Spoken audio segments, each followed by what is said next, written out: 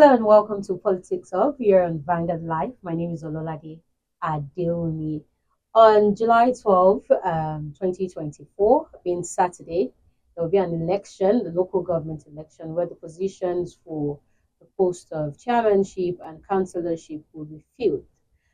Joining me today for a discussion surrounding the emerging trends and the dynamics surrounding the poll for councillorship and the local government election is Mr. Joel Samuel. Thank you very Good much for afternoon. good afternoon and thank you for having me. It's great having you here on Politics Hub. Thank you so So, much. Ikoyi is said to be like an affluent neighborhood in Lagos, upscale real estate. It has all the good side of Lagos going on in it. And at the same time, we cannot deny the fact that it also has some infrastructural challenges, even in sense of economical challenges. Very true. Yeah, exactly. So how do you intend to address some of these issues when you get elected into office? Okay, so the you're very much correct when you said Ikoyi is a highbrow neighborhood, but of course it comes with its own challenges.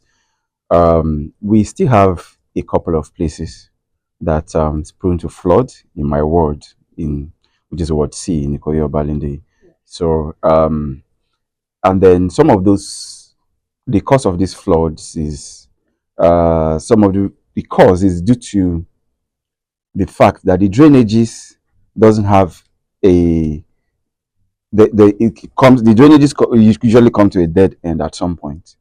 Okay. So it's like there's a drainage, but the water flows, and then it gets to a point. There's a dead end, and then the water start coming back or spill out and all of that.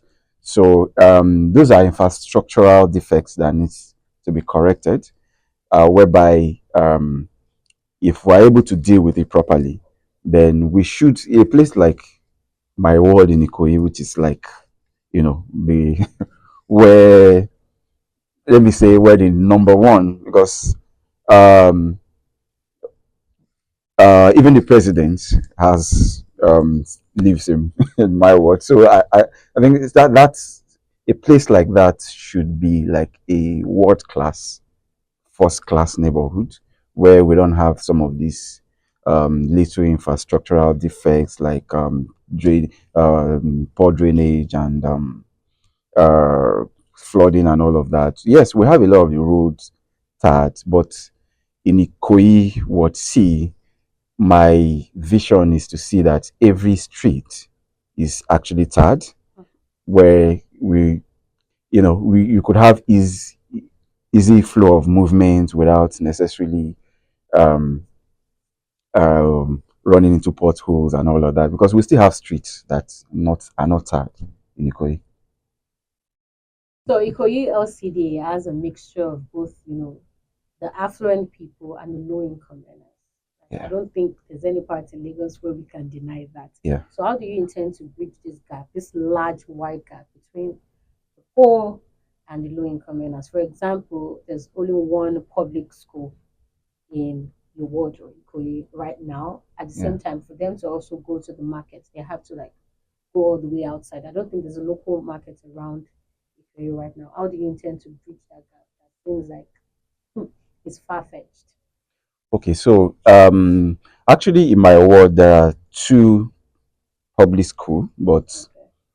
they're just sharing fence. They're just like in one place. One place. Yeah. One. So so let's just, you're right, in a Yes. way it's one. So 'cause that's the way people perceive it. So so yes, we, and even at that, the school is in a deplorable state, which is not supposed to be in a place like Ikoyi. I mean, I've been to other countries and I understand that even the public school is like a benchmark for the public school in most developed countries. So it's something I desire to see us replicate here, where we actually have the public school as a benchmark for even the private schools. And in Ikoyi, I think we need more schools. So these are some of the things. My role as a counselor is going to be basically making policies that translate into good governance for the people. So, and it's one of the things I actually have in my policies, and I've been able to, like I've always said in every interview I've been, when they're asking about my policies. So they are, yes, they are my policies, but we're crafting out a community charter of demand that is actually forming these policies. So they are not just my policies, they are the voice of the people, because I've been able to meet a lot of stakeholders from different social backgrounds, and then we're coming up with that this community charter of demand that is going to inform the policies that I'm going to push in the house, that is going to eventually translate into good governance for the people. So let's So, go into a little bit of politics. How much do you trust? How much trust do you have in the conduct of the elections for this upcoming Saturday? I know, like, your party have raised a lot of concerns and with the issues towards the preparation of this election. So, how much trust do you have in the conduct of this election? well, to be very candid, as it stands now, the body language of the electoral umpire, it's not giving us a lot of confidence that the process is going to be free and fair. It's been a lot of challenge coming from the opposition. It's been a lot of challenges from the one, right from even getting the word delineations to be able to know, okay, where the boundaries stop and all of that. I personally went to LASIEC a couple of times to demand for it. I was referred to the local government, the LCDA, to someone in the LCDA, which is like interfacing with the LASIEC. So I went there, and I was told I can't have it. I went there. I went back to LASIEC. They referred me back to him, and then my party also made a lot of efforts to get it. So at the end of the day, even the polling unit distribution, before it was just a few days ago that it was released to my party, and then so with that we started drawing up the map. So it's been a lot of challenge all the way, even up to screening of candidates. It's just a few days ago. It's all over the social media. A lot of our candidates, they told us they can't find our file even after they had published the name of these candidates in the first instance. So because the first publishing of candidates' name, they publish on their um, board in the office. So they had done that, and which we even take snapshots of that, and then coming to the final screening, and they're telling some people they can't find their file. I mean, for an organization like LASIEC, that gives me a cause to worry. And then the screening process also, the way it went, where a lot of our candidates wasn't able to be screened on the day that was dedicated for us to be screened, although we're lumped up with a lot of other parties to be screened together alongside other parties. But they couldn't finish the screening that day, and there was no, at the time they stopped the screening, there was no official communication to address the people, because there were still a lot of people, a large number of people that have not been screened at that time. So at least we expect them to do better, to have even put a word. It's okay. There was a public address system there, but I've even announced that okay, okay, we can't. We're sorry, we can't screen everybody today. Maybe you come back another day, or even let us know that okay, you can't be screened, and let's even know our fate. But they just shut down without a word, and then that's caused a kind of protest. And so that wasn't a good one at all. And so looking at all of this, and then again, by now we expect to see a lot of voter education, information going out from LASIEC, letting the people know that election is coming. We have few days to election, and then a lot of people don't know that election is Saturday. So, and then whereby, for example, if people don't know that election is coming, they won't come out to vote. And if maybe let's say 10 people are registered to vote in a particular polling unit, and then maybe only 2 people know that election is coming, and 2 people came out to vote, 8 people didn't come out. It's easy to rig with those remaining people that didn't come out. But if 10 people knows this election is happening and 10 people come out to vote, then it becomes a bit difficult to actually rig it. So for them not to be doing all of this, putting out enough information to educate people, let people know, and then all of this that I've mentioned, so it gives me a cause to worry about the how the election is going to go and their position. Okay, so we can associate some of voters' behavior to political apathy. Seems like a lot of the Gaussians out there are not interested in this election, like if you can put it that way. There's no much information going on, not much awareness Yeah. going on as well. What will you say you have done concerning the political apathy situation going on? Okay, so yeah, I've been able to do put in a measure of work in that area by making sure that, especially in my ward, and then my party is also doing a great job by making sure that there's information put out there every day. And then in my ward, in my own little corner, I've been doing a lot every day. We're on the road educating people, telling people election is coming, and then telling people why they need to come out to vote, because the local government election is the closest to the people. So that's really the grassroots election that affects the common man in the community. So I've put out information in different, physically visiting people, putting out banners. Before I started putting out banner, I would say I'm like the first councillor I saw put out banners, because every other there was I've before now I've never seen banners from every other councillors.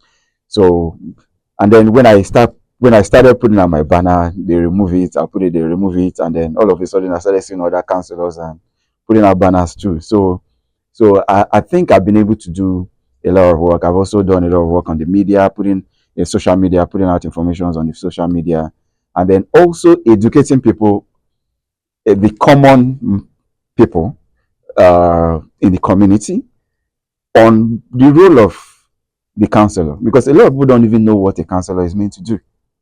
So, like, I was having a conversation with some of the community members at some point, and I was asking them what do they think is the role of a counselor, because also want the people to understand the social contract, because if you understand, that's when you can be able to place demand. If you don't understand what an officer is elected to do, so how then do you really demand? So it's not just about us, hey, Baba, give us something, give us something. So I want them to know, okay, this is what a counselor is meant to do. And then so that based on that, they can be able to place a demand based on that. So I've also done a lot of work in educating people. Like if you look at my flyer, the what is written on it is, what does local government councillors really do? So that's I'm asking them that question. So most time when people look at the flyer, they stop to think, and they now ask me, okay, what does a counselor do?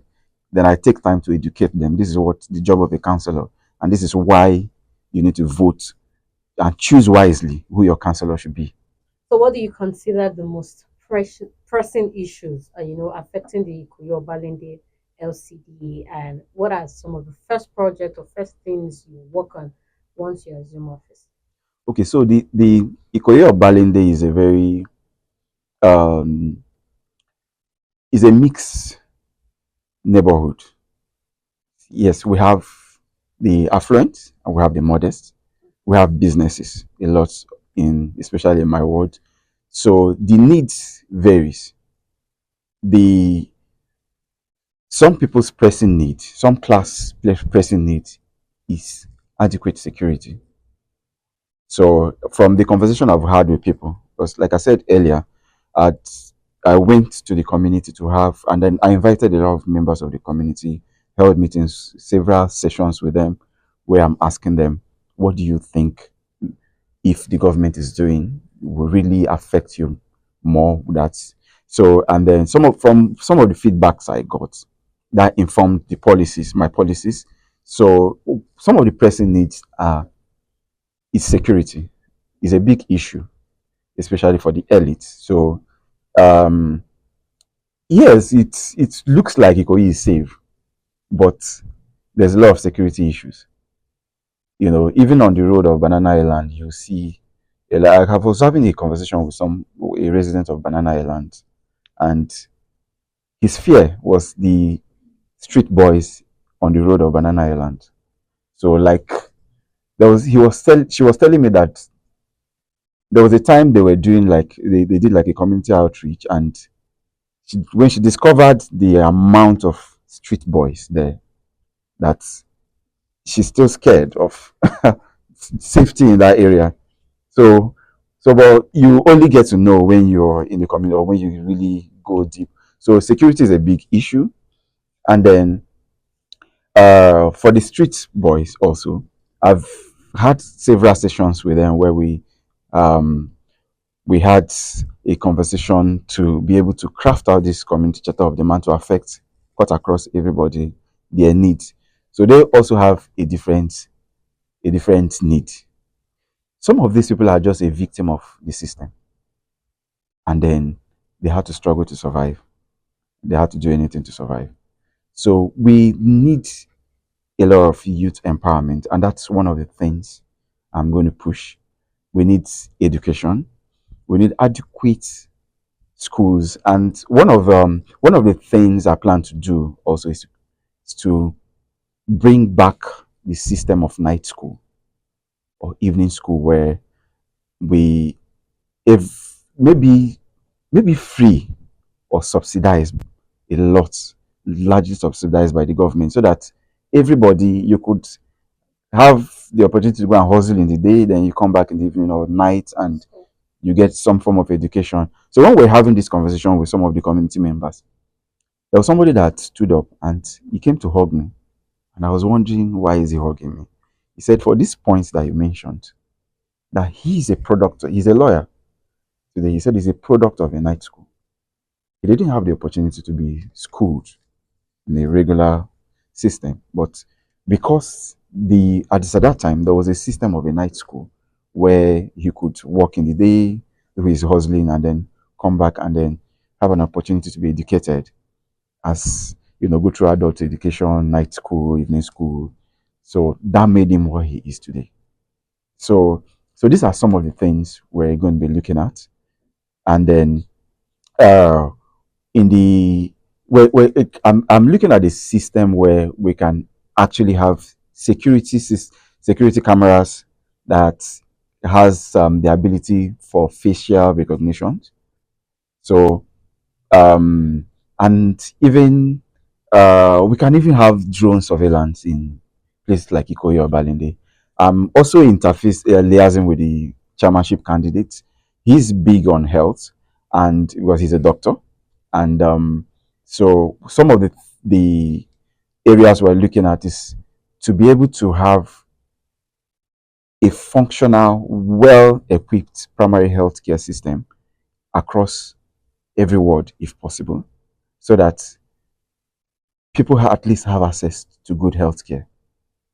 So what will you say you're going to do differently that the current, chairman or the current councillor right now in your Valende LCD has not done? What are the values? What are the principles that set you apart from him? Okay, so I've lived in the community for quite a long time. As it stands, I've never seen the councillor. I don't know who he is.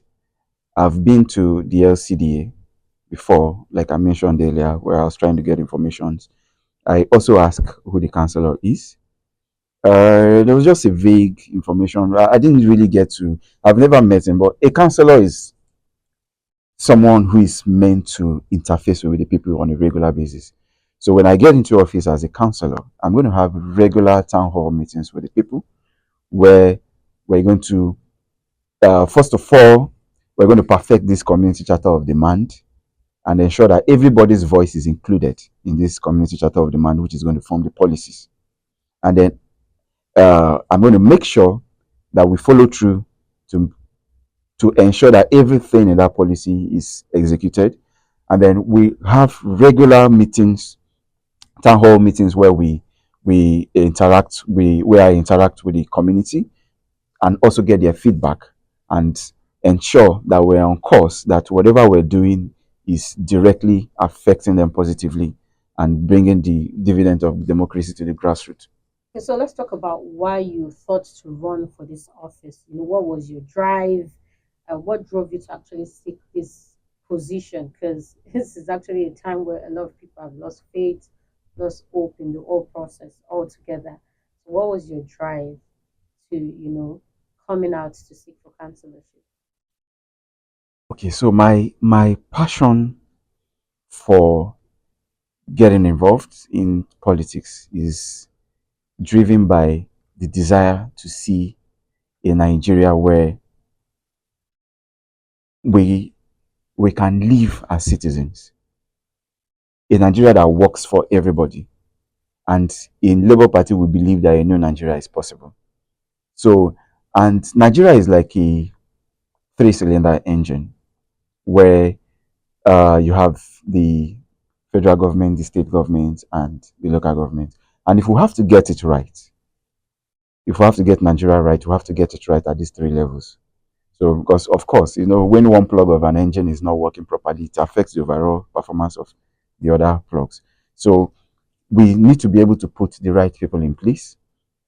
So, my passion is to see that the people at the grassroots get the dividend of democracy, that whatever projects or policies that has been executed at the local government level reflects the voice of the people. And that's why I'm prioritizing the community charter of demand. I'm not just coming to say, oh, I want to do borehole here, I want to do this. But are those things, at the end of the day, how does it really impact the life of the people? So, but whereby the people is involved in the policy formation, then you can be sure that whatever policy you're putting out there, whatever you're doing is directly affecting the people. So, so that's actually what informed my passion to run in this election. I want to see a community. I want to see an Ikoyi Obalinde, a forward-thinking and inclusive Ikoyi Obalinde, where the need of every member of the community, whether the affluent or the modest, matters and is addressed with respect. Okay, so let's talk about some of the challenges you have faced to being a candidate of Labour Party. We are in a political environment that is heavily dominated by a larger party. What are some of the challenges you have faced, and how have you overcome some of these challenges? Well, it's been a roller coaster, really. A lot of challenges here and there. Firstly, the when I set out to run for this office, like I mentioned earlier, the first challenge was even knowing the boundaries of the word, the appropriate boundaries of the word. So I made a lot of effort to get it, and at each point I was meeting brick wall. So that's one. Secondly, I've gotten a lot of attack from different people um, that feel that um, how dare you come out to run for an office in this place. So and then I've spent a whole lot in printing banners. Every time I print banner, my banners was removed. I put banner, they will remove it. I put banner, they will remove it. I keep putting, they keep removing it. So it's been a lot of challenges in all of these areas. And then also the experience with LASIEC and all of that. So there has been a lot of challenges in running for this office. And then, of course, financial, the finance. I'm coming from a party where we don't have money bags, we don't have, the baba isale that. So everything is largely driven by the candidates, and so it's been a lot of challenge. But with God on our side, we're covering ground, we're making wave, and I believe so much because I have I have a lot of love from my community, and the community knows that I'm actually coming out to serve the people, not coming out to, you know, get into office and disappear for the next 4 years, wait for the next 4 years and come back. So it's something that every from my interaction with the community, they know that this is what I stand for, this is what I'm coming to do. So by God's grace, we're winning this election. Where do you see Ikoyo Balinde would see by the end of your tenure if elected? Okay, so I'm seeing an Ikoya Balinde where we don't have the challenge of security. We don't have street boys, where street boys have been empowered to become a um a people in the community who are actually providing solution instead of being a problem. So I'm seeing an Ikoyo Balinde where we have a world class community where everything works, where we don't have issue of floods, drainage problems, we don't have waste management problems, we don't have um,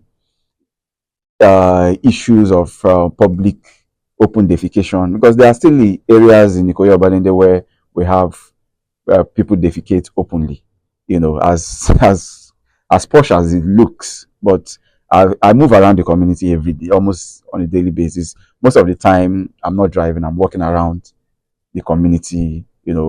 I'm seeing things, and so also one of the things that's also one of the things we plan to make sure that we have because of course you can't is nature.